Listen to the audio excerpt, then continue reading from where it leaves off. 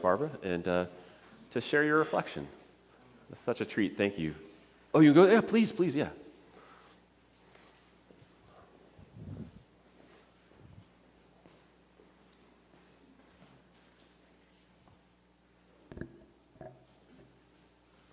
It only took me 4 hours to prepare for this little talk. Those of you who understand what I mean. Hi, my name is Barbara Stephenson, and I have been attending Church of the Good Shepherd for about 1.5 years. I started coming here because it was close by, and I was ready to attend church again in person. When I arrived, I was warmly welcomed from a distance. However, that was wonderful. I received lots of welcoming hellos from Jackie. It's very important and essential to me to belong to a community of faith. Part of what it means to me to follow Jesus is showing up, to hear the good news preached, have my faith enriched, and being encouraged to do good works. Like James says, faith without works is dead.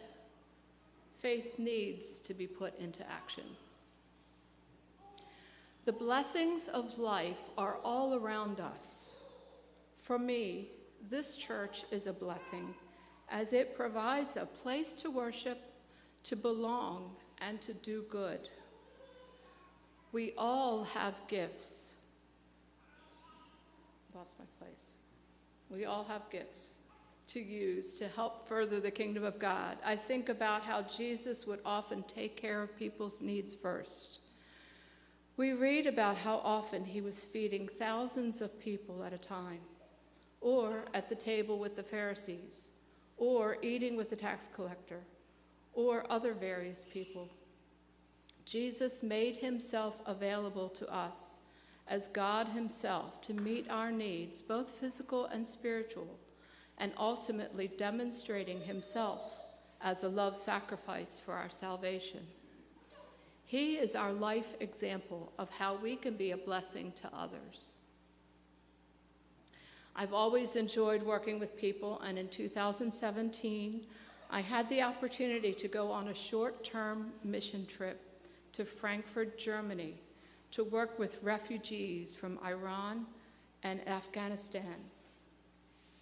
I was thrilled at the chance to go, but did not have the funds at the time. I was nearly ready to give up on going when I got the nerve to ask the guy sitting next to me, whom I knew could foot the bill, if he would sponsor me. That took a little bit of cheek. My passion to go was evident to him, and he was more than happy to help.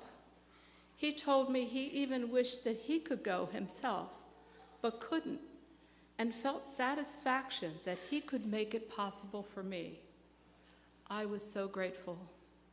At this time, I'm going to go off script a little bit and tell you about the people whom I met in Frankfurt, Germany.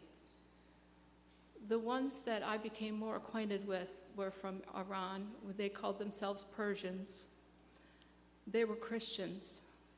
They were living in Iran, where Christianity is illegal. They whispered their faith one to another. These people that I met had the funds, had the money. They were the wealthy ones who were able to actually flee Iran and go to Frankfurt, Germany to live. There is one young man I remember who was 25 years old. They were all learning German, and he had bought a flute for $50 off the internet.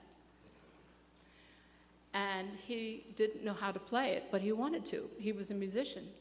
He wanted to learn. So I actually taught him how to play the flute, but we had a language barrier.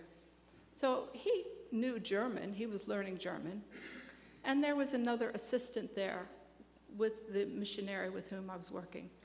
And he knew German, obviously, and English. So I taught the flute lesson, if you will. If you recall the Lucy episode where she's at the post office and they're all doing this chain of various languages. Well, this is how I taught the flute lesson. I spoke in English to the interpreter, and then he spoke in German to the flute student, and that's the way I taught my lesson. That was my little funny for the little talk here. But I wanted to just emphasize to you, again, these people were Christians, and it was very much a blessing to me to meet them. If you'd like to hear any more about that, I have lots of stories about them. So anyway, I just wanted to say I was so grateful that I was able to go on this trip. So I just want to conclude by saying good things can happen. We can make them happen. Opportunities arise, and we can all participate in being a blessing to those in need. Thanks.